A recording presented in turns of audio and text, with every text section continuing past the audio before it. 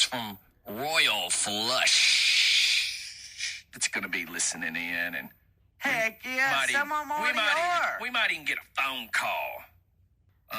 So, yeah, we're doing a company party for Royal Flush Plumbing, and it's our 20-year anniversary. Now, we were saying the other day how cool it is that a company gets to survive 20 years with today's market. Right.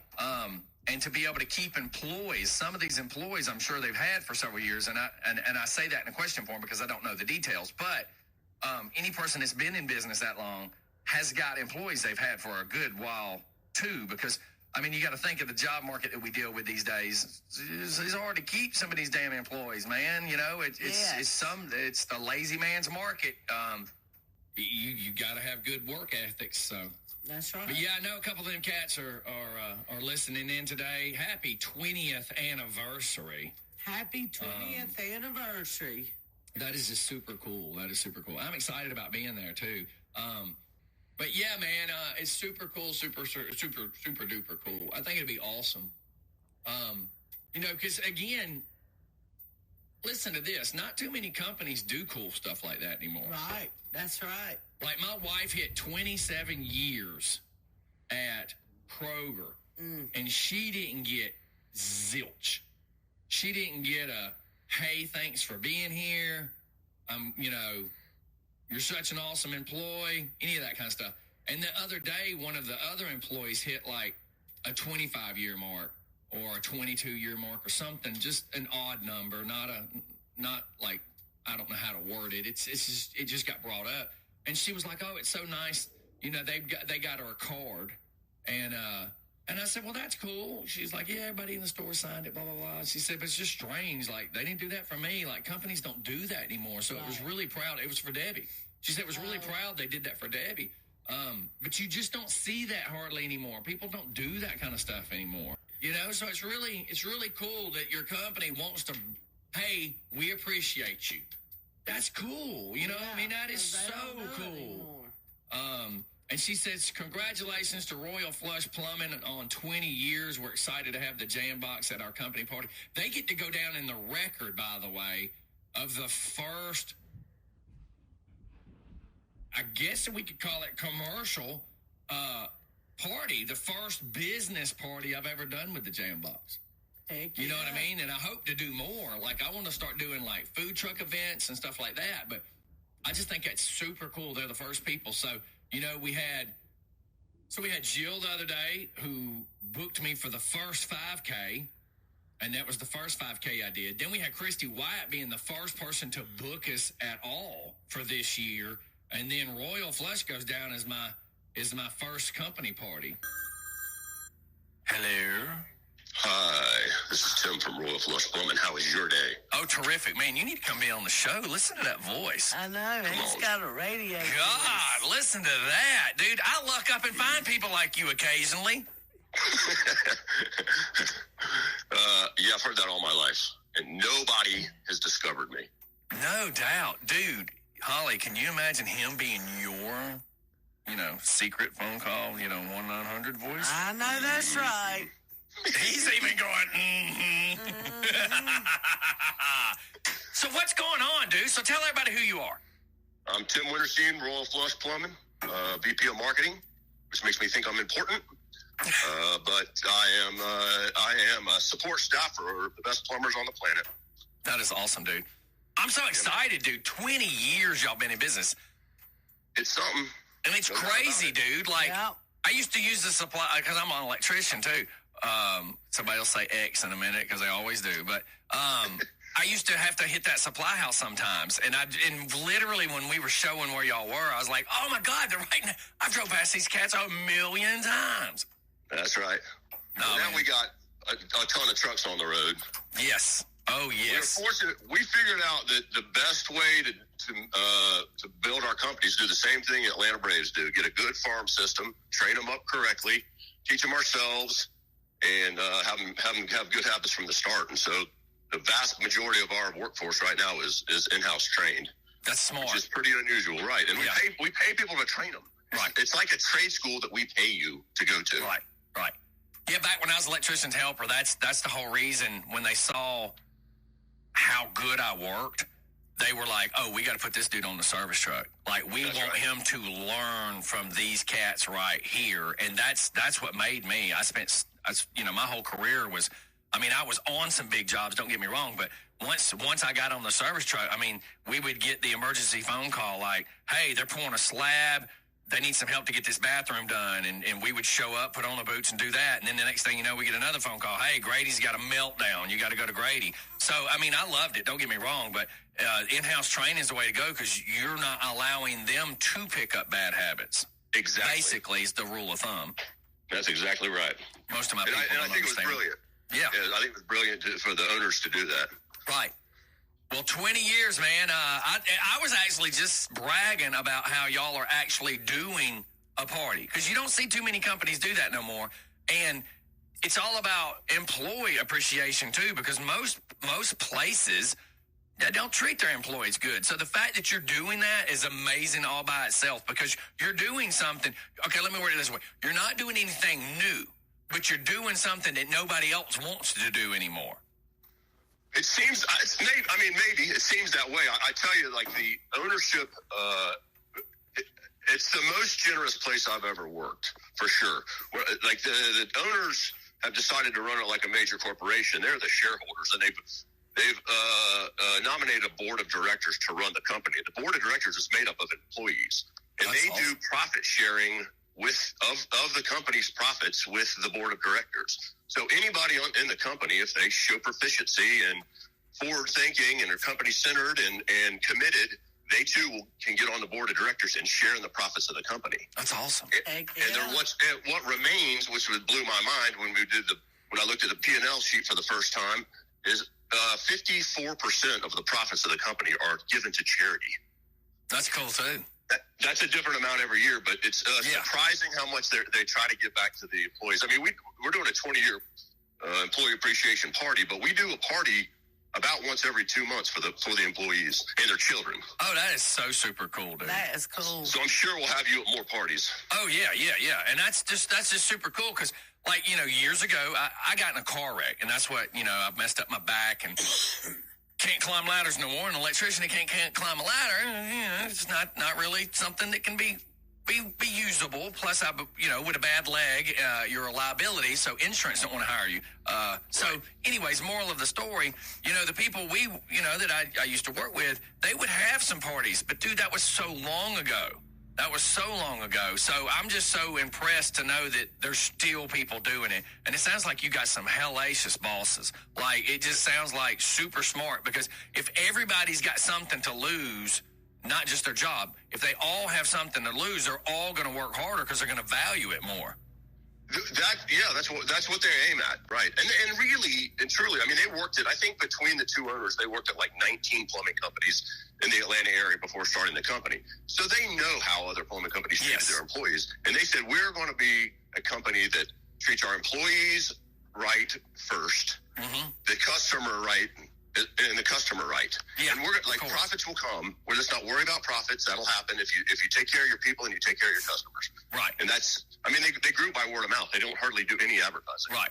Well, and that's what I thought was real cool too, about having y'all on, because the way I'm looking at it is you got all the folks that are listening that are sitting here going, dude, if these guys all feel they got something to lose because they're invested in their own company, therefore, they're not going to do, and I hate to use the pun in a plumbing joke, but they're not going to do a shitty job because they all got something to lose. They have honor, which is another thing that is rare these days too. So you have honor and commitment to do quality work. And my dad, dude, when I had to start working for myself after my back surgery, I remember my dad said, you always treat people like a McDonald's drive-through window, and I didn't get it when I was 20, and I now get it. But I looked at him, I said, what does that mean? And he was like, if you do shitty service, they're going to look at you, they're going to throw the bag in the floor, they're going to drive off, and they're going to tell everybody how horrible that McDonald's was, and they're never going to go back. And I went, okay, now I get it. But it took me a few years to understand it. Word of mouth can destroy you. Absolutely, especially with the internet these days. Oh, God, yeah. Oh, yeah. Yeah.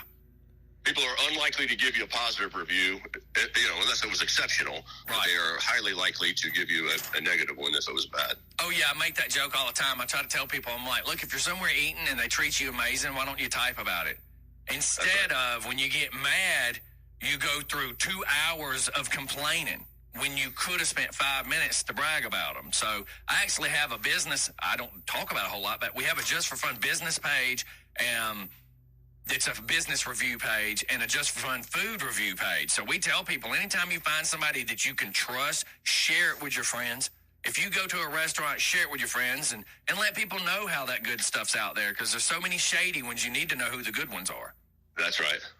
Well, unfortunately, the plumbing industry has a history of, shady characters and shady dealings. Right. And so, it's almost revolutionary in the plumbing industry to tell the truth. Right. To be consistent, it's almost unheard of. And so that's like, just doing that sits us head and shoulders above the competition. Sadly, but that's the way it is. I mean, dude, that's the way. When I was doing electrical, I would tell people, look, I hate to sound like I'm throwing these other people under the bus, but you had to have me come fix their problems. Exactly. I mean, not to throw out Mr. Sparky, but I can't tell you how many times I went down on Piedmont Road and they would go, well, they were just here just 2 days ago, and I can't even get them to come back and fix it. They said it's not their problem. And I get up there and see, a box in the attic, and the cover was off, and wire nuts not tight, and then you wonder why the lights wasn't working, and it's just people are in a hurry. People don't have pride in their business. That's why I think it's so amazing that you're bringing up the profit sharing, because that means every employee there is going to go the extra mile because he has something to gain from it at the very end of the day. Right. That's right. Instead of, don't have nothing to lose, he has everything to gain. So that's why I was trying to go with it. But look, man, I'm excited about coming out and checking it out. But no, man, that'd be awesome. That'd be awesome. I can't wait to see you and get down there. And she said y'all are a real lively bunch, so that we're going to have a really good time. So we tend to have a ball. That's awesome. It's the plumbing industry, so it's we keep it lighthearted. So it's all downhill? Yeah, that's right. Sorry. Sorry, got to keep the jokes going. That's right. We are. Our catchphrase is that we are number one in the number two business. That's right. That's right. And I feel a little flushed right now. Sorry, I too. Listen, look, while we're making jokes, I tell you, and because you're because you're in that Lilburn, Stone Mountain, Snellville, that up and down 78. There's a septic tank company. I cannot ever die laughing. I can't stop dying laughing. I remember being at the Quick Trip right there on 124 all the time, and this dude pull up in traffic, and this septic tank pump company has that side where they throw the hoses up, and it has a flat piece of metal that's probably 12 inches tall, the length of the tank. And his slogan says, "We go where you've gone before." Nice. And I'm just like, any Star Trek fan gets it, but the rest of the people still think that's insanely strange that you say, "We go where you've gone," That's right. Well, I look forward to seeing you, man, and hopefully. Now, listen, I do, since you sound like you're a funny guy, I tend to make jokes a lot on the microphones. So if there's any embarrassing stuff that would not really make people mad, but if there's any good embarrassing stuff, let's have a moment with it. Do y'all ever get up and go, hey, have somebody get up and say, hey, we want to thank so-and-so and thank so-and-so. I would also like to be like, and this award goes out to the guy with the blue foot who apparently stepped in that stuff. Just anything that's real funny that we can pick on some people, kind of like a roast like they used to do on TV years ago. It would be hilarious. Well, I'm going to tell you, my previous career, I was a psychotherapist. I worked in psych hospitals. I dealt with crazy.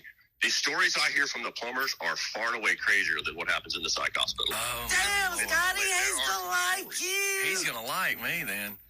Dude, I'm telling you. It is a ball listening to them tell stories. I can only imagine, dude, because listen, I know from what I dealt with, I never had to deal with poop. I can only imagine the stories y'all have. I mean, dude, I remember like after I hurt my back, I did try to go back to work, and I landed a gig where it was new home building, and I was the English speaking supervisor. And I'd never done residential, but I didn't have to climb a ladder. So I thought, I'm going to deal with this. And I remember getting to these people's houses, and they would go, every time I turn my vacuum cleaner on, all the electricity in my room and the hallways goes out. And I'm like, ma'am, this is my third time here. I need you to understand that you see that sticker on your vacuum cleaner that says 12 amp vacuum cleaner? I said, you bought it because it was a super strong vacuum cleaner. 12 amp on a 15 amp breaker. So by the time you have your TV on and your lights on and your ceiling fan on and you're jamming the stereo out, your vacuum cleaner trips the circuit. Well, why can't you fix it? Man, this is like the third time I've been here, and I keep telling you the same story. Plug it into your hall bathroom outlet. Why? Oh, my God. And, dude, that's why I can only imagine. Like, stuff I have seen and heard is just insane. And I can only imagine y'all's deals with a different substance. That's right. A different substance. Yeah, you can't flush those things. God. Before you again and again, you can't flush those things. Yes. It's not supposed to be flushed. They're going to clog it up every time. Dude, look, one of my friends, he was in Afghanistan, and over there, his brain didn't transfer. He's home. Over there, he used wet wipes to, clean said bunghole. And when he got home, he continued to do it. And then couldn't figure out why his septic tank was backed up, why all his plumbing was backed up. Because once the septic tank got full, where does it go? It starts backing up towards the house. It goes to your house. And that is an expensive, nasty cleanup right there. So he found out. Because once they got the septic tank cleaned up, the septic tank guy goes, it's no longer my job to go the other direction. You got to get a plumber. That's right. Like I only pump this out. You got to hire somebody else to do the rest. And you got to figure, you probably know yardage, if you call it yardage or feet, we'll call it feet. Yeah. You probably understand from a septic tank to the house could be 30 feet of 3-inch pipe. Yep. And that's 30 feet of and Yep. Yeah. It's yuck.